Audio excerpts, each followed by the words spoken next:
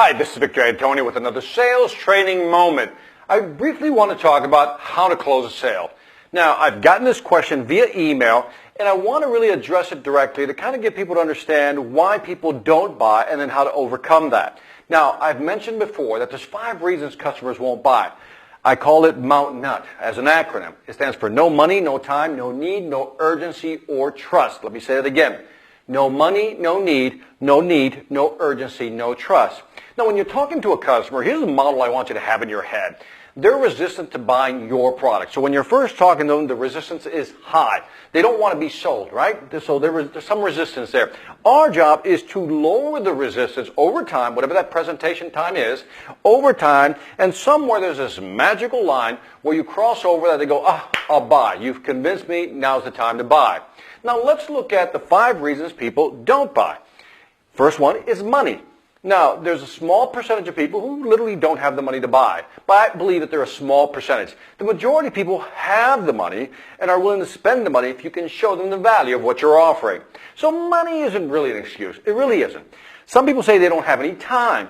Well, guess what? I don't buy that one either, because if I can show you how to save money, you will make the time to save that money. If I can show you how to make more money, you will take time to learn how to make more money. So, time is not really an issue if you can prove the value.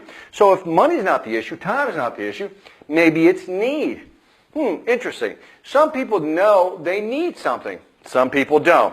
There's something called a trigger event. I've mentioned this in my other video. A trigger event, something happens that you realize you need to do something.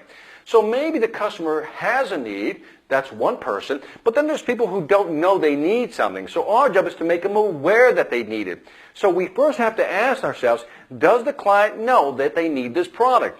Some clients will say no, some will say yes. If they say yes, great. If they say no, then our job first is to demonstrate why they need the product. Now, here's the kicker. Just because they need it doesn't mean they'll buy it. So what we have to do is move to the next phase, which now that we know that they need it, now that they know that they need it, is it urgent?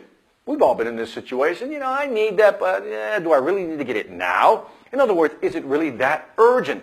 So then our job now, if it's not about the money, it's not about the time, they know they need it, then our job is to create a sense of urgency, why they should do it when? Now. So what we have to do is show them.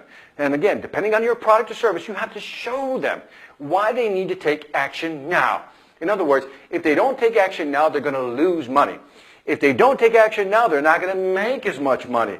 If they don't take action now, they're going to miss out on a great opportunity. You have to learn to position it in such a way that the customer feels this sense of urgency. Now again, in the past and in my other videos, I talk about selling the gain and selling the pain. You can sell the gain, which is the features and benefits, but it's always good also to sell the pain of not making a decision. Okay, so again, we need to create that sense of urgency. Last but not least, you've got them to acknowledge that they need it.